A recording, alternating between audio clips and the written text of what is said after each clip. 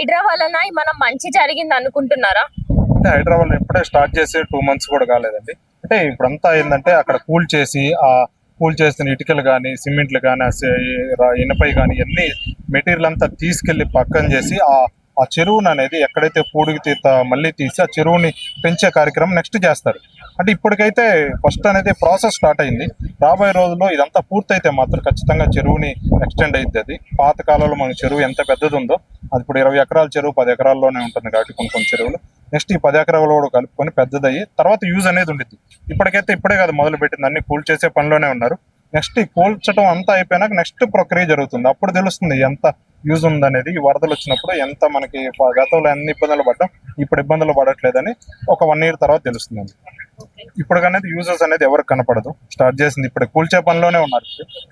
ఖచ్చితంగా యూజ్ ఉందండి, అయితే 1 year తర్వాత తెలుస్తుంది ఇలా. అయితే ఇప్పుడు హైడ్రా వలన మనకి జరిగిన మంచి ఏంటి, చెడు ఏంటి? హైడ్రా వలన ప్రజలకు, హైదరాబాద్ ప్రజానికానికి అయితే మంచిగా జరిగిందండి. చెడు జరిగింది, నష్టం జరిగింది ఏంటంటే కేవలం ఆ బాధితులకు మాత్రమే.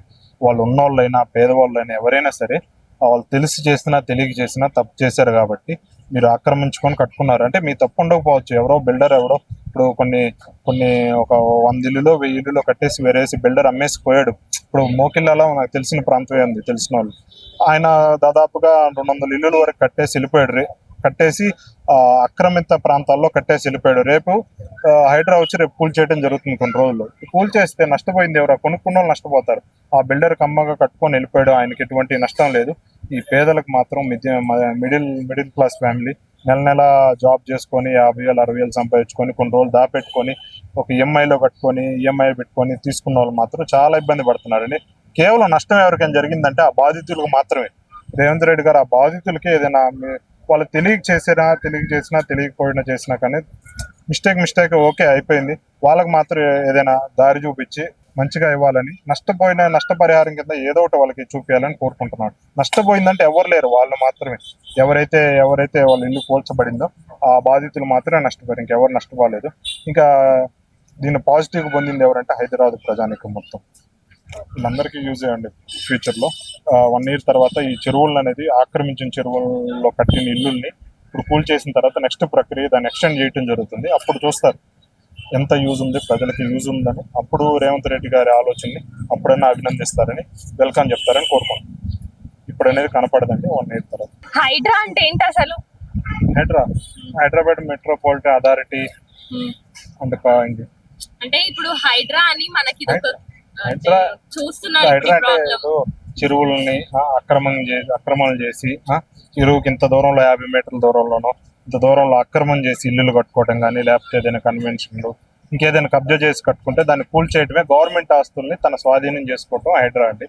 ఇది కొత్తగా ఏంటంటే రేవంత్ రెడ్డి గారు వచ్చినాక దీనికి ఒక సంస్థను ఏర్పాటు చేసి, ఒక కమిషన్ ఏర్పాటు చేసి ఎక్కడ పేద ధనిక తేడా చూడకుండా అన్ని కూల్ చేయాలని, అక్రమంగా ఎవరు కట్టుకున్నారో వాళ్ళన్నీ కూల్ చేసే విధంగా చూస్తున్నారు రేవంత్ రెడ్డి. అభినందనీయం, దీనికి అభినందించింది రేవంత్ రెడ్డి.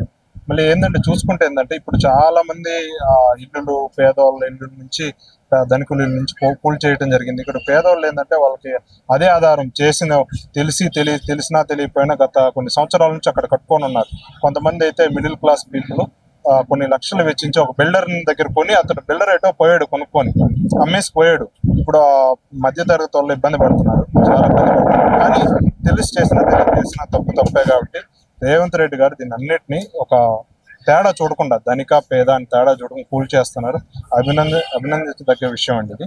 కాకపోతే ఏంటంటే ఇంతమంది కూల్ చేసిన వాళ్ళు రేపు ఎవరు రేవంత్ రెడ్డి కోటేరు. ఇదంతా రేవంత్ రెడ్డి ఎవరి కోసం చేస్తున్నాడు? మొత్తం హైదరాబాద్ను కాపాడదామని, హైదరాబాద్ భారీ వర్షాలు పడితే వరదల కారణంగా ఇబ్బంది పడుతున్నామని రేవంత్ రెడ్డి గారు మంచి ఆలోచనతోటి హైడ్రా తీసుకొచ్చాడు. కాకపోతే రేపు కూల్ చేసిన వాళ్ళు ఎవరు, వాళ్ళకి డబుల్ బెడ్రూమ్ ఇచ్చినా ఇంకేది ఇచ్చినా సరే ఈ కూల్ చేసిన వాళ్ళు ఎవరు ఓటేరు.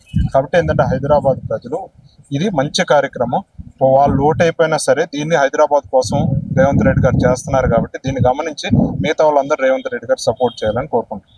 అంటే లైక్ ఇప్పుడు ఇది పాజిటివ్ గా తీసుకున్నట్టయితే మన ఫ్యూచర్ జనరేషన్స్ కి యూజ్ అవుతుంది అని అంటున్నారు. ఇప్పుడు రేవంత్ రెడ్డి గారు దీన్ని ఓట్లలో భాగంగా చూడట్లేదు. ఓట్లో భాగంగా చూసేది ఏంటంటే ఇప్పుడు కేటీఆర్ చూస్తున్నాడు అటు ఓట్లో భాగంగా ఇది మంచా చెడా అని మంచి కార్యక్రమం చేస్తున్నాడు చెడ్డ కార్యక్రమం చేస్తున్నాడు తెలుసుకొని సపోర్ట్ చేయాలి. కానీ ఏది చేసినా సరే రేవంత్ రెడ్డికి వ్యతిరేకంగా కేటీఆర్ గారు మాట్లాడడం ఏంటంటే ఇది చాలా బాధాకరం. ఇది ఓట్ల రాజకీయం అయిపోయింది టీఆర్ఎస్. గమనిస్తే ఏంటంటే వాళ్ళందరికీ ఏదో అండగా ఉంటున్నట్టు ప్రతిరోజు వాళ్ళకి అండగా ఉంటున్నట్టు కూల్ చేస్తే వాళ్ళకి ఆధారం ఏందని చూపెట్టడం ఏంటంటే నీకు తెలియదు అప్పుడు ఎటువంటి నువ్వు ఎందుకు పర్మిషన్ ఇచ్చావు నీ గవర్నమెంట్ లో అధికారులు ఒక ఇల్లు కట్టుకుంటున్నప్పుడు నువ్వు ఎందుకు పర్మిషన్ ఇచ్చావు అక్కడ నీకు తెలియదా అప్పుడు బఫర్ జోన్లని ఈ ఏరియాలో కట్టుకోకూడదని FPL పరిధిలని నీకు తెలియదా మీ ఆఫీసర్లు ఎందుకు ఇచ్చారు అప్పుడు గతంలో మీరే కాదు ప్రతి గవర్నమెంట్ ఇచ్చుకుంటా పోయింది నేల నుంచి చేసిన తప్పుల్ని ఇప్పుడు రేవంత్ రెడ్డి గారు మంచి ఫుల్ ఫ్లెడ్జెడ్ గా మంచి దారిలో పెడుతున్నాడు. దీనికి సపోర్ట్ చేయాల్సిన భావనిచ్చి దీనికి అపోజిట్ గా మాట్లాడడం ఓట్ల కోసం ఇప్పుడు రేవంత్ రెడ్డి గారికి రేపు అక్కడ కూల్ చేసిన వాళ్ళు కొన్ని వేలు ఉండొచ్చు లక్షలు ఉండొచ్చు ఆ ఇల్లులు ఎవరు ఓటేది. దీన్ని అర్థం చేసుకున్న యువత చదువుకున్న యువత మాత్రం హైదరాబాద్ యువత ఎవరైనా సరే రేవంత్ రెడ్డి గారు సపోర్ట్ చేసి రేపు ఓట్లు వేయాల్సింది కోరుకుంటారు. ఎందుకంటే వీళ్ళ వల్ల చాలా మైనస్ అయ్యాడు రేవంత్ రెడ్డి. రేపు కొంతమంది అయితే ఇదే లాస్ట్ టైము అంటున్నారు రేవంత్ రెడ్డి గారు. అంటే ఇంత మంచి చేస్తున్నా సరే ఓట్లు రేపటి కోసం నెక్స్ట్ 5 ఏళ్ళు చూడట్లేదు రేవంత్ రెడ్డి. ఒక 20 yearsకో 30 yearsకో నెక్స్ట్ ఫ్యూచర్ జనరేషన్ కోసం చూస్తున్నాడు. దీన్ని అర్థం చేసుకొని ఓటేస్తే హైదరాబాద్ ప్రజలు విజ్ఞానులు. మేము ఆంధ్ర నుంచి హైదరాబాద్ ప్రజలు విజ్ఞానులు. దీన్ని అర్థం చేసుకుని రేవంత్ రెడ్డి గారు రేపు సపోర్ట్ చేస్తున్నారు. దీన్ని నెగిటివ్ గా తీసుకుంటే మాత్రం ఏం చేయలేము. అంటే ఇండైరెక్ట్ గా వాళ్ళే సపోర్ట్ చేస్తున్నందుకు మాకు వరదలు మీరే రప్పింది అని సపోర్ట్ చేసినట్టు రేవంత్ రెడ్డి గారిని అనుకోరు. ఓకే, ఇప్పుడు గత ప్రభుత్వంలో అయితే మనకి ఇలాంటి పరిస్థితి రాలేదు. మరి ఇప్పుడు రేవంత్ రెడ్డి పరిపాలనలో ఇలాంటి ప్రాబ్లమ్స్ వస్తున్నాయి కదా, దానిపైన మీ ఒపీనియన్? అంటే పరిస్థితి రాలేదంటే ఇప్పుడు కొన్నేళ్ళు ఇప్పుడు బయటపడదండి. ఇప్పుడు అక్కడ ఆక్రమణలు చేసుకుంటా పోతే ఇప్పుడు చూస్తున్నాం వరదలు వచ్చినప్పుడు ఎట్లా వస్తున్నాయో చూస్తున్నాం, ఇళ్లలోకి లోతుతట్టు ప్రాంతాలు ఎలా వస్తున్నాయో చూస్తున్నాం. ఆ వాటర్ ఫ్లో అనేది దారి లేక గతంలో కూడా ఎప్పటి నుంచో ఇప్పుడు గత 10 ఏళ్ళు ఉన్నారు కేసీఆర్ గవర్నమెంట్. ఇప్పుడు ఎన్ని రాలేదు వర్షాలు, అట్లా రేవంత్ రెడ్డి గవర్నమెంట్ లో కూడా వచ్చిన వర్షాలు వచ్చినాయి, వరదలు వచ్చినాయి. కానీ వాళ్ళు నెక్స్ట్ గత ప్రభుత్వంలో 10 years లో వర్షాలు వస్తాయి వరదలు వస్తాయి ఎందుకు ఇలా అవుతుంది దీనికి ఏం చేయాలని ఒక ఆలోచన కూడా చేయకుండా కూల్ చేస్తాం అన్నారు. కానీ ఎవరిది కూడా కేసీఆర్ 10 years లో నాకు తెలిసి పలానా వాళ్ళు కూల్ చేసినట్టు ఎవరు చూడలేదు నేను. అక్రమం కట్టుకున్న వాళ్ళు అంటే వాళ్ళు చేయరు, చేసే వాళ్ళని సపోర్ట్ చేయలేదు. ఇది ఎట్లా ఉందని రాంగ్ కదా. వాళ్ళు చేయలేదు, ఏమి చేయలేదు 10 years లో.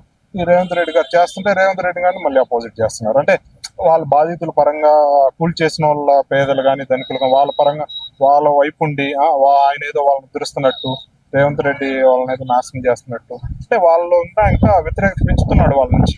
వాళ్ళ నుంచి అటు వర్గం నుంచి వ్యతిరేకత పెంచుతున్నాడు. అంటే ఇప్పుడు కూడా మనం చూసుకోవచ్చు ఓట్ల రాజకీయం కోసం కేటీఆర్ ఎలా పరితపిస్తున్నాడు. ఓట్లు వద్దు ఏమో నాకు హైదరాబాద్ బాగుండాలని రేవంత్ రెడ్డి గారు ఎలా పరితపిస్తున్నాడు. ఈ వ్యత్యాసం చాలు. ఇప్పుడు ఎవరైనా సరే ఒక మంచి చేయాలి, వాళ్ళ నుంచి మన్నలు పొందాలి, ఓట్లు వేయించుకోవాలని కోరుకుంటారు. అది ఓట్ల కోసం చూసుకునే వాళ్ళు మాత్రమే.